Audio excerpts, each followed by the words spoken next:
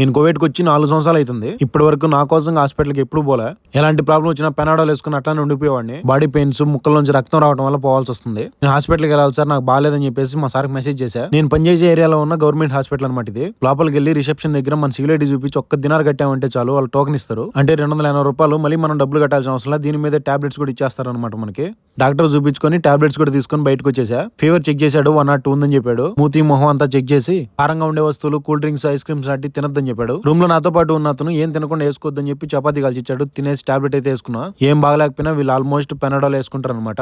పెనాడోల్ tablet కాకుండా syrup అయితే ఇచ్చాడనమాట. దీన్ని వాటర్ లో మిక్స్ చేసి పుక్కులు చూయాలి. ఇంకోటి చిన్న ఆయింట్మెంట్ అయితే ఇచ్చాడనమాట. ప్రతి 12 గంటలకు ఒకసారి అయితే ముక్కల దగ్గర పూసుకోవాలి. పెదాల పగిల దగ్గర పూసుకోవడానికి ఒక క్రీమ్ అయితే రాసిచ్చారు. ఇది కూడా రోజుకు 2 సార్లు పూసుకోవాలి. తీగా ఉంది, భయంకరమైన మంటగా ఉంది. ఇంకో 2-3 డేస్ లో తగ్గకపోతే బ్లడ్ టెస్ట్ చేద్దాం అని చెప్పి చెప్పాడు డాక్టర్. ఎవరికి ఏ టైంలో ఏమైతుందో తెలియదు, కొంచెం జాగ్రత్తగా ఉండండి. ఏం కాదులే అన్న, కోలుకుంటాం అని చెప్పి చాలా మంది కామెంట్ చేశారు. థ్యాంక్ యూ సో మచ్ మీ అందరికి.